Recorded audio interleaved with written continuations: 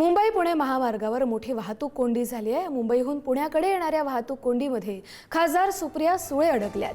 खासदार सुप्रिया सुळे 2 तासांपासून ट्रॅफिकमध्ये अडकून आहेत। मिसिंग लिंक उद्घाटनामुळे ही कोंडी झाल्यानं सुप्रिया सुळे ही त्यात अडकलेल्या आहेत। मुंबईवरून पुण्याकडे येताना प्रचंड वाहतूक कोंडी झाली आहे। सुप्रिया सुळे आज पुण्याकडे येत होत्या आणि त्याच वेळेला त्या या वाहतूक कोंडीत 2 तासांपासून अडकून आहेत।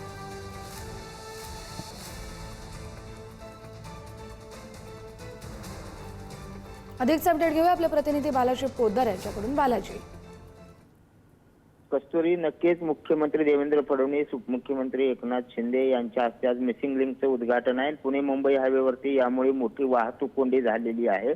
त्याचा फटका जो आहे तो राष्ट्रवादी काँग्रेसच्या नेत्या आणि खासदार सुप्रिया सुळे यांना बसलेला आहे। आज खासदार सुप्रिया सुळे जे आहेत ते पुण्यात पक्ष कार्यालयात 1 मेचं ध्वजारोहण करण्यासाठी येणार होत्या। सकाळी 9 वाजता त्यांचा सगळा कार्यक्रम नियोजित होता।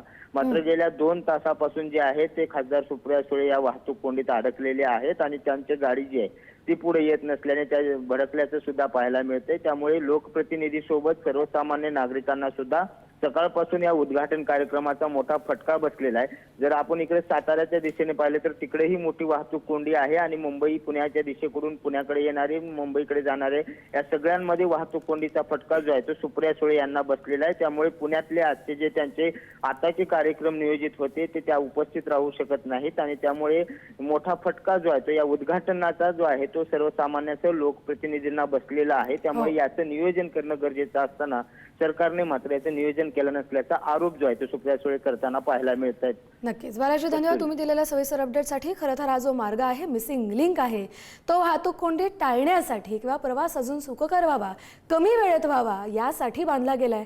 मात्र आज या महत्त्वाकांक्षी प्रकल्पाचं उद्घाटन होतंय। मात्र या उद्घाटन कार्यक्रमामुळेच मुंबईहून पुण्याकडे येणाऱ्या वाहतूक कोंडीमध्ये खासदारांनाही अडकावं लागलंय।